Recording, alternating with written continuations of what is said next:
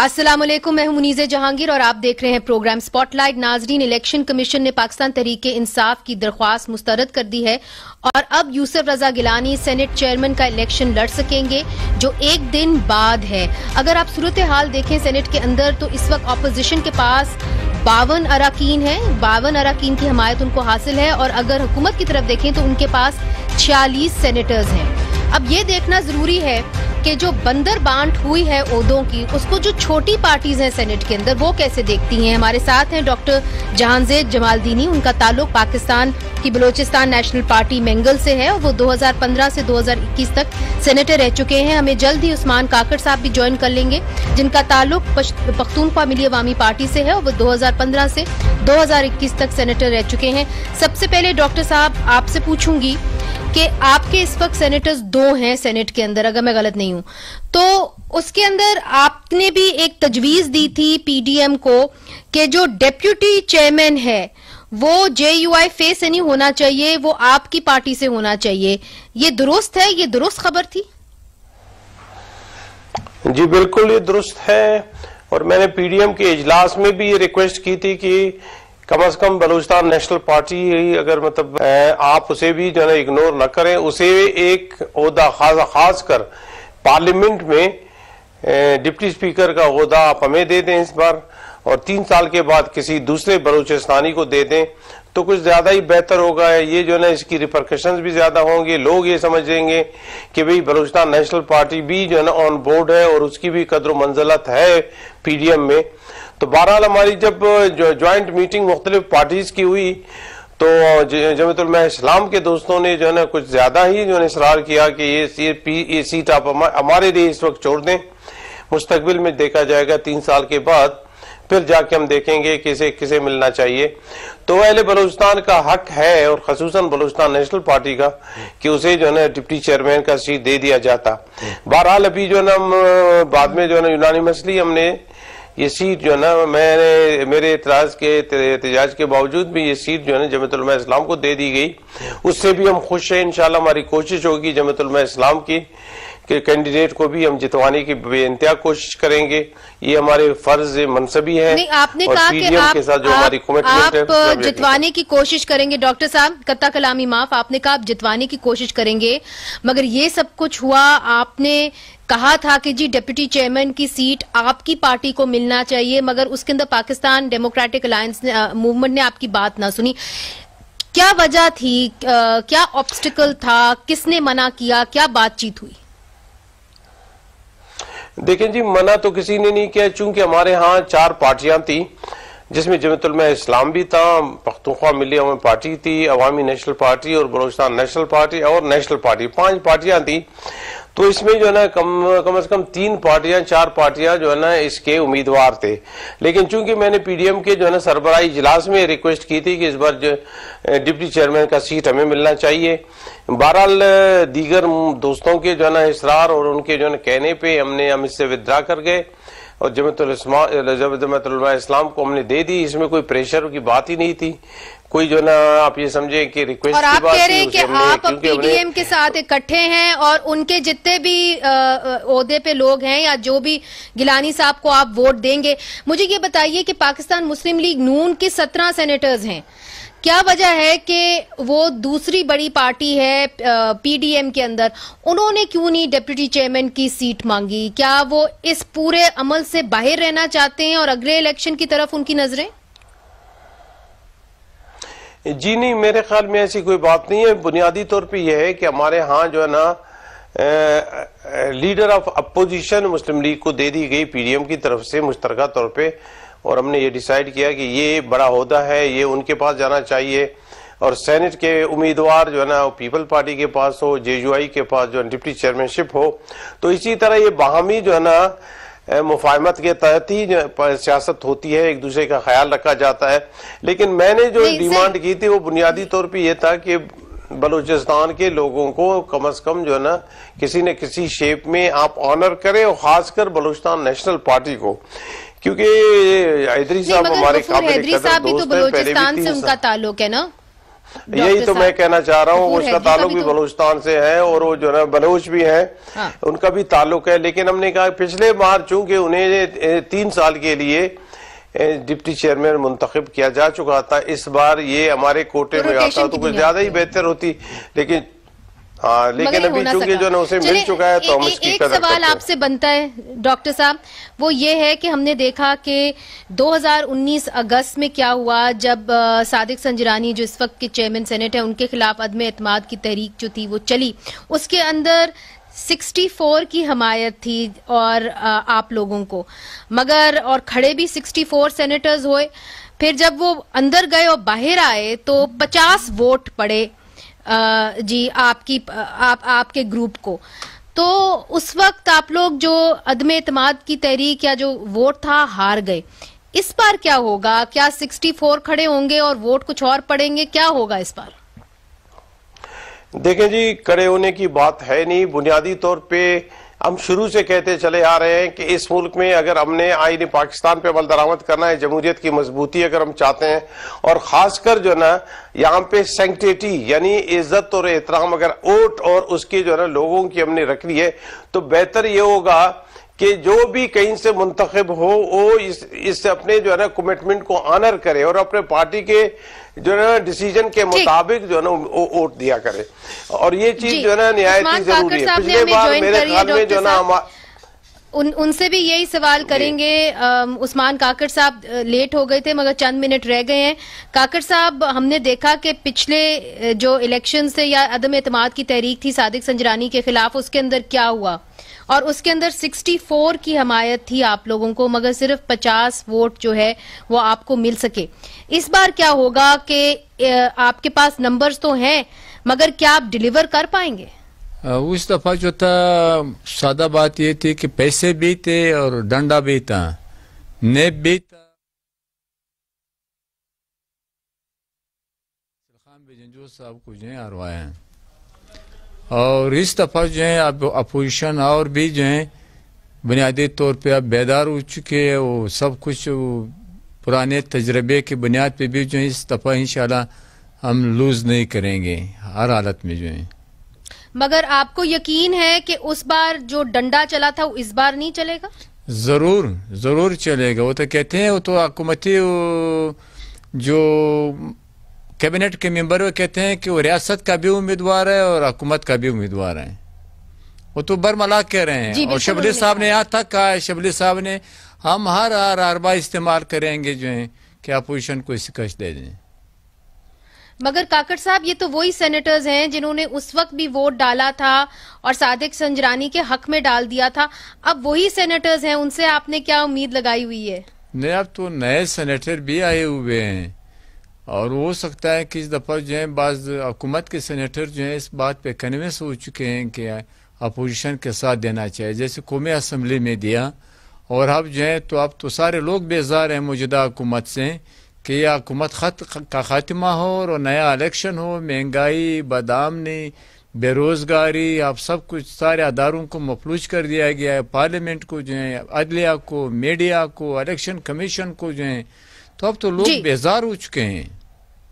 तो इसी बुनियाद पे कौमी असम्बली में तब्दीली आई। लगता है कि जी तब्दीली की आपने बात की काकड़ साहब, ये पूछना बहुत जरूरी है क्योंकि कल ही पाकिस्तान पीपल्स पार्टी के चौधरी मंजूर कह रहे थे कि हमारे 5 टारगेट्स हैं और बलूचिस्तान के अंदर भी नो कॉन्फिडेंस मोशन लाया जा सकता है। क्या आप समझते हैं कि बलूचिस्तान में इस वक्त सिचुएशन ऐसी बन गई है कि नो कॉन्फिडेंस मोशन ला सकती है ऑपोजिशन? ये तो चौधरी मंजूर साहब की बात है, अलबत्ता एपीडीएम में इस पे गौर भी नहीं किए हैं। अच्छा, चले आपसे ये भी पूछ लेती हूँ कि आपकी पार्टी जो है मुतमईन है? डॉक्टर जमाल दीनी से भी मैंने यही सवाल किया कि इस वक्त डिप्टी चेयरमैन की जो ओहदा है वो JUIFA को चला गया है ऑपोजिशन में से। उनका ये कहना था कि उनकी पार्टी को जाना चाहिए था। क्या आपकी पार्टी PK मैप इससे मुतमईन है? बात है तो हर पार्टी की ये ख्वाहिश होता है कि हमारी पार्टी का मेंबर जो है वो डिप्टी चेयरमैन बने। इसमें जो था BNP भी था और NP भी था, खुशनुमा मिले हुए पार्टी का भी ये ख्वाहिश था कि हमारे पार्टी के मेंबर जो हैं वो डिप्टी चेयरमैन बने। फिर बस फिर बाद में जो है जो डिस्कशन हुई और जो फिर हम सब इस पे मुतफिक हो गए कि जमीयत उलमा इस्लाम का जो है कैंडिडेट होना चाहिए। तो जो इस वक्त की मौजूदा सेनेट है उसके अंदर आपको उम्मीद है कि इस माहौल में इलेक्शन हो रहा है कि वो अपने ज़मीर के मुताबिक वोट देंगे, किसी किस्म के प्रेशर के ऊपर आप समझते हैं कि कोई नहीं होगा? क्योंकि इस वक्त पाकिस्तान पीपल्स पार्टी का ये कहना है कि एस्टैब्लिशमेंट न्यूट्रल है। बात तो ये है कि अगर पीपल्स पार्टी वाले ये कहते हैं मैं तो इससे इख्तिलाफ रखता हूँ, बिल्कुल न्यूट्रल नहीं है और प्रेशर डालेंगे।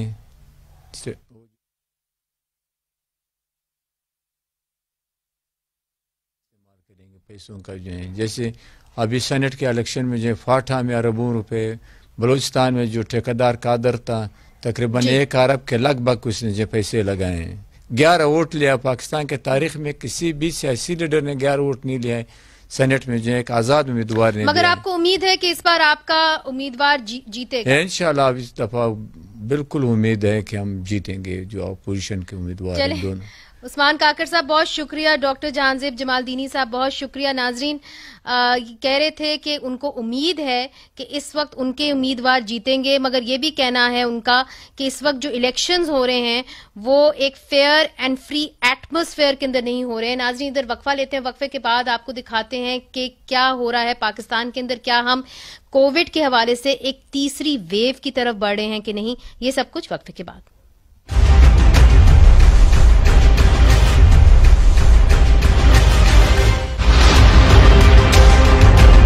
आज से पाकिस्तान में 60 साल और उससे ज्यादा उम्र के अफराद को कोरोना वैक्सीन लगाने का अमल शुरू हो गया है। दूसरी तरफ कोरोना की बढ़ती हुई लहर के बायस वजीर तालीम शफकत महमूद का कहना था कि पंजाब के 7 शहरों में तमाम तालीमी इदारे 2 हफ्तों के लिए बंद रहेंगे। पिछले 2 हफ्तों में कोरोना के केसेस में 50% इजाफा हुआ है। हुकूमत ने फैसलाबाद, गुजरांवाला, लाहौर, गुजरात, मुल्तान, इस्लामाबाद, रावलपिंडी और सियालकोट में तालीमी इदारे 15 मार्च से 28 मार्च तक बंद कर दिए हैं। उनका मजीद कहना था कि इस्लामाबाद और पेशावर के तालीमी इदारों में भी इस फैसले का इतलाफ होगा।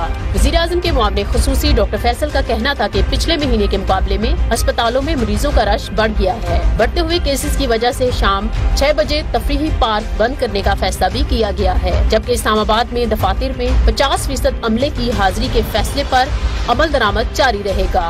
पंजाब हुकूमत ने मंगल को लाहौर, गुजरांवाला और गुजरात में 28 इलाके स्मार्ट लॉकडाउन के तहत सील कर दिए।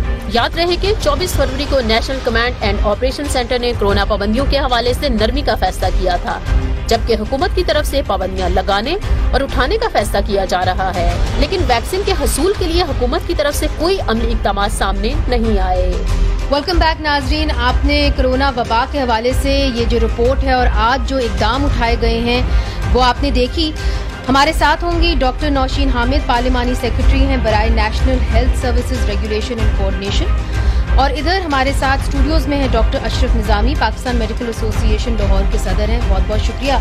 सबसे पहले डॉक्टर नौशीन साहिबा आपकी जानिब आऊंगी, ये बताइए कि अब 60 साल से ऊपर जो पाकिस्तानी हैं उनको तो वैक्सीन लगना शुरू हो गई है। अहम सवाल ये है कि जो बाकी पाकिस्तानी हैं, मेरे जैसे लोग या आपके जैसे लोग, उनको कब ये वैक्सीन जो है वो फराहम होगी? देखिए जी, अभी जो वैक्सीनेशन शुरू हुई है वो ज़ायदा प्लस, और इसके अंदर भी जो अभी सबसे ऊपर के एज ब्रैकेट के जो रजिस्टर हुए हैं, जो 80, 85 या उससे प्लस, फिर आहिस्ता आहिस्ता ये जैसे जैसे वो कवर होते जाएंगे तो हम नीचे की तरफ आते जाएंगे। और हमें बहुत उम्मीद है कि आने वाले चंद दिनों में हम 50 प्लस के लिए भी वैक्सीनेशन की रजिस्ट्रेशन खोल देंगे, और ग्रेजुअली इसी तरह स्टेप वाइज जो है हम पॉपुलेशन में नीचे नीचे आते जाएंगे, क्योंकि इस वक्त हमारी प्रायोरिटी वो लोग हैं जो कि मोस्ट वल्नरेबल पॉपुलेशन है, और उसके अंदर हमारे front line health care workers थे, और फिर हमारे एल्डरली हैं, क्योंकि डिजीज का इम्पैक्ट सबसे ज्यादा इनको होता है और कॉम्प्लिकेशन के चांसेस भी इसी एज ग्रुप में होते हैं। तो ये जिस तरह से पूरी दुनिया में भी हो रहा है, ये हम इसी तरह से एज वाइज हम लोग नीचे आएंगे। तो होपफुली जल्द ही जो है वो 50 प्लस के लिए भी खुल जाएगी, और जैसे जैसे वो पॉपुलेशन कवर होती जाएगी तो फिर हम लोअर एज ब्रैकेट्स पे आते जाएंगे। Doctor Nausheen, Pakistan medical association ने एक खदशा जाहिर किया था। उन्होंने कहा था कि जिस तेजी से आपने चीजों को खोला है, लॉकडाउन को खोला है, 3rd वेव आ सकती है, हम पीक पे जा सकते हैं। अब पिछले कुछ दिनों के अंदर 50% ज्यादा केसेस में इजाफा हुआ है कोविड-19 के। जाहिर है this is an alarming situation. मुझे ये बताइए, इस वक्त हम जो ग्राफ है, पीक है, हम वहां कहाँ हैं उस हवाले से, और आपकी अपनी क्या असेसमेंट है, एनसीओसी की क्या असेसमेंट है कि क्या हम तीसरी वेव की तरफ जा रहे हैं? जी, इस वक्त देखिए ट्रेंड्स जो हैं उनमें तो एक अपवर्ड ट्रेंड जो है वो बड़ा वाज़ेह नजर आ रहा है। एनसीओसी ने जो डिसीजंस लिए थे 24 फरवरी को, उनमें से मेजॉरिटी की इम्प्लीमेंटेशन 15 मार्च को होनी थी और उसके लिए ये रखा था कि जी 10 मार्च को वो रिव्यू किए जाएंगे। तो आज वो रिव्यू किए गए हैं और वो जो 15 मार्च वाले डिसीजंस थे चीजों को खोलने के, वो वापस ले लिए गए हैं।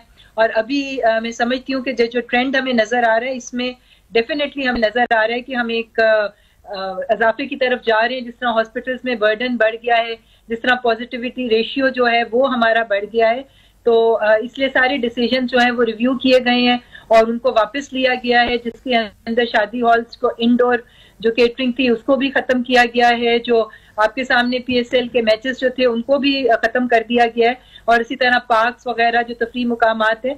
तो ये सारे डिसीजंस जो हैं ये, क्योंकि एनसीएसी में डेली बेसिस के ऊपर डाटा आता है और उसके ऊपर रिव्यू होता है, बहुत विजिलेंट है गवर्नमेंट और वो एक एक केस को स्टडी करती है, मैपिंग हो रही है कि कौन से एरियाज में केसेस ज्यादा आ रहे हैं, और उसकी रोशनी में आपने देखा है कि स्मार्ट लॉकडाउन का दायरा कार भी बढ़ाया जा रहा है। तो ये विजिलेंस स्ट्रांग है, तो होपफुली इंशाल्लाह ताला पहले की तरह हम दोबारा इस पे काबू पाने में कामयाब हो जाएंगे इंशाल्लाह ताला। जी डॉक्टर निजामी साहब, जो डॉक्टर नौशीन बात कर रही हैं, अब बात यह है कि पाकिस्तान मेडिकल एसोसिएशन ने पहले ही खबरदार कर दिया था और उन्होंने कहा था कि एक तीसरी लहर आएगी और अगर आप इस तेजी से इकॉनमी को खोलेंगे तो खदशा ये है कि केसेस में इजाफा हो, जो अब हुआ है।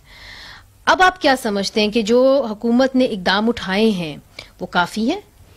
देखें, थैंक यू वेरी मच। मैं मतलब मैडम नौशीन के साथ, डॉक्टर साहबा के साथ डिसएग्रीमेंट में तो जा नहीं सकता, लेकिन मैं इतना सबमिशन जरूर करना चाहूँगा कि खुदारा जो हम शुरू से कहते हैं कि जो मेडिकल एसोसिएशंस जो यहाँ पे हमारे और मतलब एजेंसीज या इदारे हैं उनको एक कोऑर्डिनेशन के साथ काम करना चाहिए। देखिए, आप इस चीज़ की गवाह है मुनीसे कि जब हमने मार्च के अंदर, फरवरी के अंदर 2020 के अंदर, जब भी मतलब पाकिस्तान के अंदर कोई एक केस भी नहीं था, and it has been evident कि फरवरी में हमने सेंट्रल की तरफ से ये एक रिपोर्ट निकाली और हुकूमत को तंबीह की कि ये ऐसा होने जा रहा है।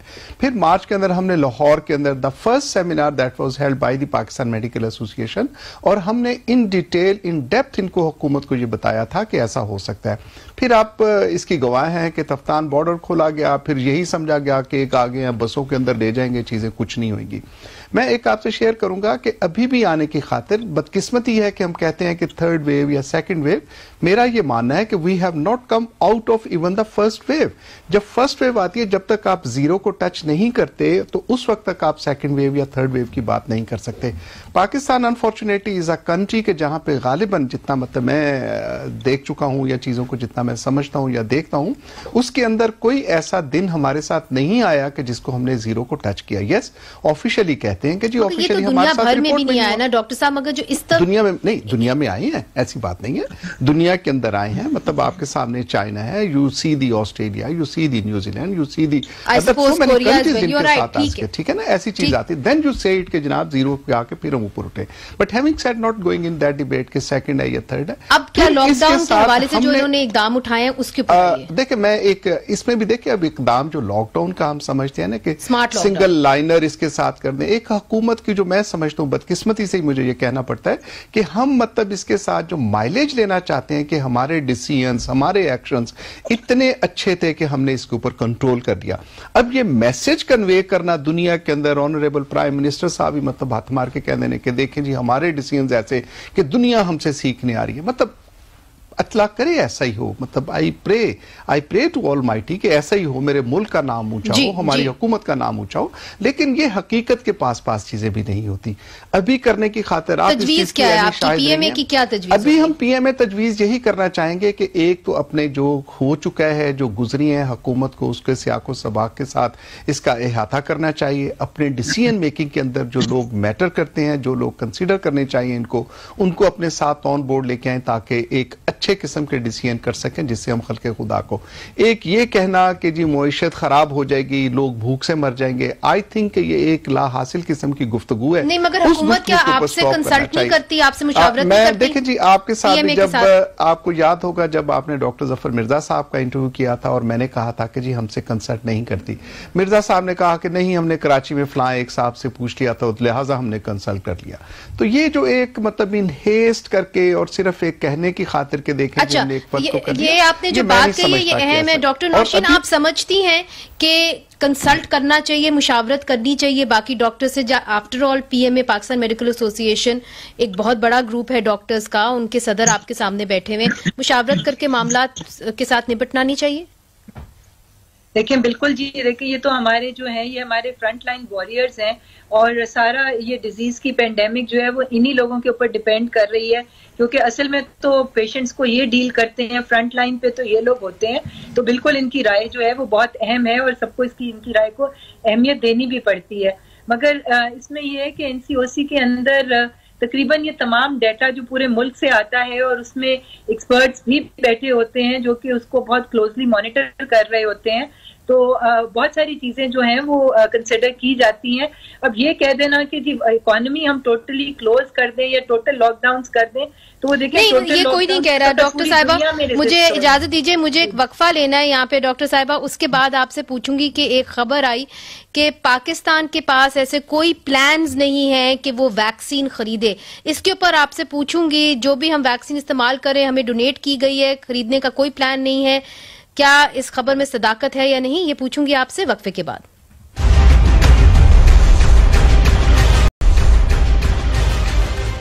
वेलकम बैक नाजरीन, स्पॉटलाइट है कोरोना वबा के ऊपर और ये कहा जा रहा है कि पाकिस्तान तीसरी लहर की तरफ भी जा सकता है। डॉक्टर नौशीन, ये खबर एक आई कि पाकिस्तान ने अभी तक कोई कोरोना वैक्सीन खरीदी नहीं है। जो भी वैक्सीन हमें मिल रही है वो हमें एज अ डोनेशन मिल रही है, चाहे वो साइनोफार्म हो या हिंदुस्तान से हमें एस्ट्राजेनेका की एक किस्म आ रही है, सीरम इंस्टीट्यूट जो बना रहा है। ये दुरुस्त है?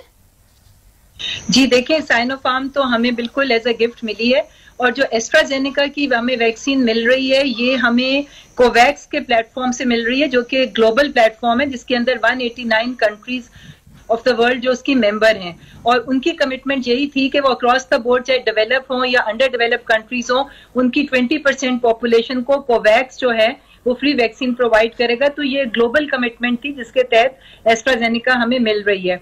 जहां तक खरीदने की बात, मगर वो डिले हो गई है, वो कंसाइनमेंट, एम आई करेक्ट? ये भी कहा जा रहा है कि वो डिले हो गई है। जी, वो कोई अबाउट 2 वीक्स डिले हो गई है, मगर मीनवाइल हमारे पास इतनी वैक्सीन मौजूद है कि हम लोग हमारा सिलसिला वैक्सीनेशन का रुकेगा नहीं। हमारे पास पाइपलाइन में इस वक्त इतनी वैक्सीन मौजूद है कि जो इस वक्त वैक्सीनेशन का प्रोसेस है वो किसी जगह पर भी रुकेगा नहीं। और हमारी जो वैक्सीन प्रोड्यूसिंग जो एंटिटीज थी उनको पाकिस्तान बहुत क्लोजली मॉनिटर कर रहा था और 6 से 7 वैक्सीन प्रोड्यूसिंग जो कंपनीज हैं उनके साथ हमारी निगोसिएशंस और बातचीत चल रही थी और उनमें से कुछ कंपनीज को फाइनलाइज किया है। स्पेसिफिकली डॉक्टर नौशीन साहिबा, चूंकि वक्त की किल्लत होती है, वो नाम बता दीजिए जिनके साथ आपका जो इस वक्त अग्रीमेंट है वो फाइनल हो गया है, वो बताइए। और ये भी बताइए कि प्राइवेट कंपनीज को आपने इजाजत दे दी है? देखिए, कैंसिनो बायो जिसके क्लिनिकल ट्रायल्स पाकिस्तान में हुए थे और बड़े कामयाब ट्रायल्स हुए थे, उसके बहुत अच्छे रिजल्ट्स आए थे पाकिस्तान में, उनके साथ हमारा एक प्री बुकिंग एग्रीमेंट था और अब कैंसिनो बायो के पास हमारी बुकिंग हो गई हुई है और इंशाल्लाह ताला वो वाली वैक्सीन हम परचेज करेंगे। और उसका एडवांटेज ये है कि वो सिंगल डोज है, उसके लिए 2 डोजेस की जरूरत नहीं है, वो सिंगल डोज है कैंसिनो बायो की जी। और बाकी प्राइवेट कंपनीज को गवर्नमेंट ने हर तरह से कतई कलामी माफ, एक खबर ये भी आई थी और ये जो पार्लियामेंट के अंदर जो पब्लिक अकाउंट्स कमेटी है उसके अंदर हेयरिंग हुई और उसके अंदर आपके जो NHS के सेक्रेटरी हैं उन्होंने इन्फॉर्म किया, उन्होंने बताया कि जी अभी तक प्राइवेट सेक्टर को इजाजत नहीं मिली कोई भी वैक्सीन लेने की, इसलिए चूंकि 3 प्राइवेट सेक्टर्स ने एप्लीकेशन दी थी और उनमें से जो 3 थी वो रिजेक्ट हो गई थी। ये दुरुस्त है? नहीं जी, ऐसी बात नहीं है। ड्रैप ने इस वक्त 3 प्राइवेट कंपनीज को जो है उनकी इमरजेंसी यूज का अप्रूवल दे दिया गया है। एक को कैंसिनो बायो के लिए, एक को स्पुटनिक के लिए और एक को एस्ट्राजेनेका के लिए। 3 कंपनी कंपनीज प्राइवेट जो हैं और वो कराची की कंपनीज हैं, अगर आप चाहेंगी तो मैं उनके नाम भी आपको बता दूंगी, उनको इमरजेंसी यूज का अप्रूवल मिल गया हुआ है। मगर बात यह है कि प्राइवेट कंपनीज को चूंकि स्मॉल क्वांटिटीज में चाहिए तो वो अभी उनको अवेलेबल नहीं हो रही, क्योंकि इस वक्त बैचेस जो निकल रहे हैं country to country bilateral agreements के तहत, वो बड़े बड़े मिलियंस ऑफ डोजेस में निकल रहे हैं।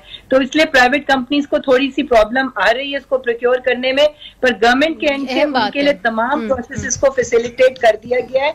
उनके लिए बहुत सारी चीजें वेव ऑफ की गई हैं, ड्रैप ने उनके लिए तमाम प्रोसीजर्स को सिंप्लीफाई किया गया गवर्नमेंट के इंस्ट्रक्शन डॉक्टर नौशीन, जो आपने एक बजट अप्रूव किया है, जो बजट अप्रूव किया है वैक्सीन खरीदने के लिए, चाहे वो साइनोफार्म तो आप कह रही है मुफ्त मिल रही है, मगर कैन बायो जो भी उसका नाम है, कैन साइनो बायो, वो आप कह रही है कि आप खरीदेंगे। कितना बजट आप लोगों ने मुख्तस किया कि जी हमने वैक्सीन को खरीदने के लिए लगाना है? जी देखिए, इनिशियली प्राइम मिनिस्टर ने $150 मिलियन का अप्रूवल दिया था, जिसको फिर ईसीसी ने भी अप्रूव कर दिया हुआ है। जी डॉक्टर निजामी साहब, मगर दूसरी तरफ हमने देखा है कि बहुत सारे ऐसे डॉक्टर्स हैं जिन्होंने इनकार कर दिया है वैक्सीन लगाने से, और जो खबरें आ रही हैं वो ये आ रही हैं कि जी वो शायद साइनोफार्म से मुतमईन नहीं है और वो एस्ट्राजेनेका और जो फाइजर है उनका इंतजार कर रहे हैं। ये दुरुस्त है?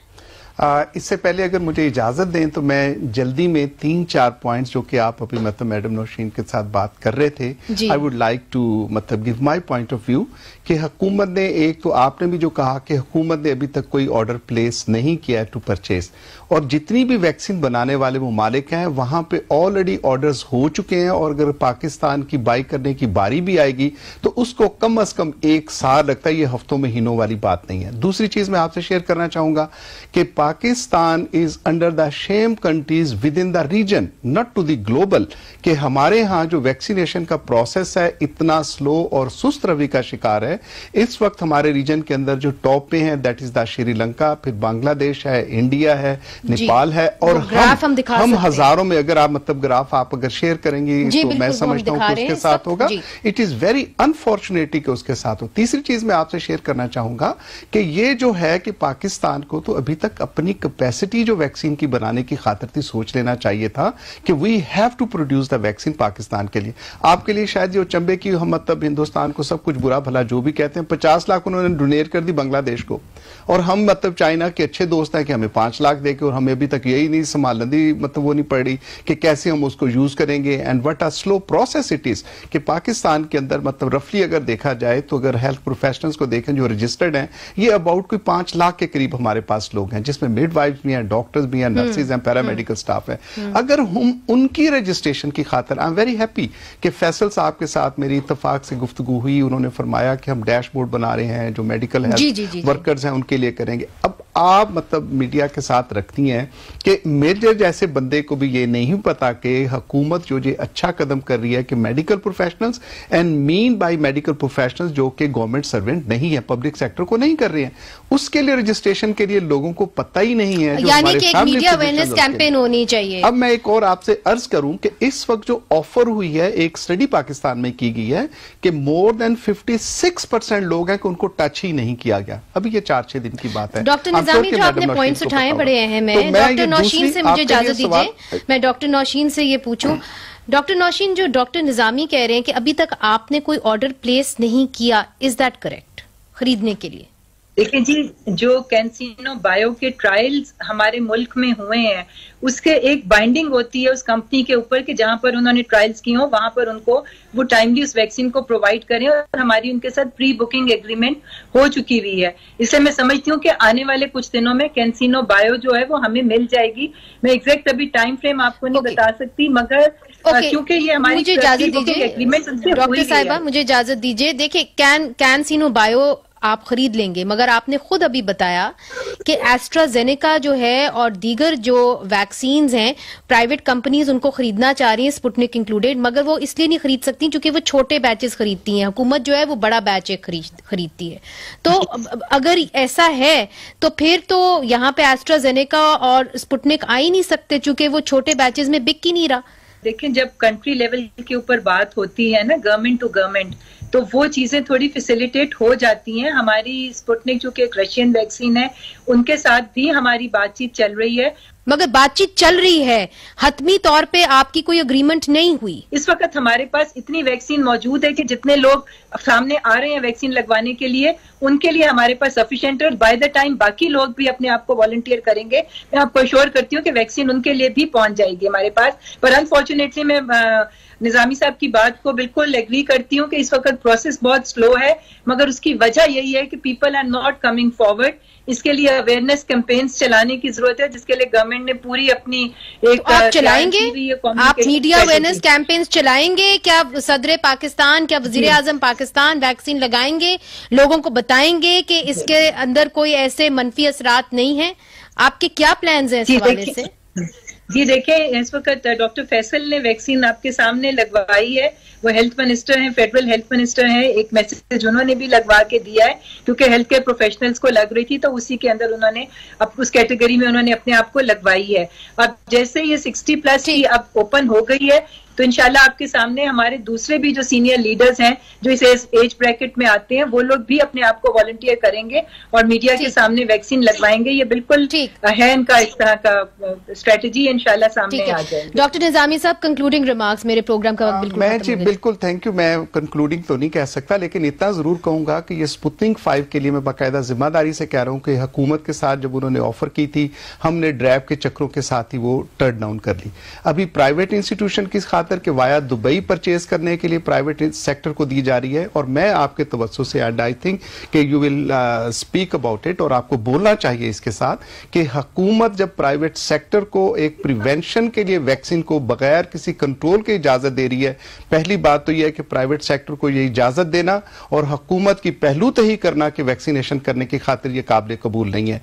मैं as a representative of masses and the Pakistan medical association समझता हूं कि यह हुकूमत का फैसला कतई तौर पर दुरुस्त नहीं है। इन्होंने जितनी भी अमाउंट है, जो कुछ भी है, it is a basic right of the people of Pakistan कि उनको वैक्सीन हुकूमत को प्रोवाइड करनी चाहिए। और इसके अंदर मुल्क के अंदर under what's umbrella it is कि ये जो प्राइवेटाइजेशन कह लें या तिजारत कह लें, ये गालिबन इसको कंडेम करना चाहिए। बहुत बहुत शुक्रिया डॉक्टर निजामी, बहुत बहुत शुक्रिया डॉक्टर नौशीन। तो नाजरीन, एक बात तो वाज़ेह हो गई है कि इस वक्त डॉक्टर नौशीन कहती हैं कि हमारे पास इतनी वैक्सीन है कि सबको लग सकती है, और फिर वो कहती हैं कि हमारे इरादे हैं कि हम और वैक्सीन लेके आएंगे। उन्होंने बताया कि कैन साइनो बायो जो है उनके साथ एक अग्रीमेंट है, मगर बाकी जितनी भी वैक्सीन सामने आ रही हैं, जिसके ना एस्ट्राजेनेका है, स्पुतनिक है, मॉडर्ना है, फाइजर है, उनके साथ अभी तक कोई हतमी तौर पे मुआहदा नहीं हुआ। यकीनन ये एक बड़ी तशवीशनाक बात है। मुनीज़े जहांगीर को आज के लिए इजाजत दीजिए। खुदा हाफिज।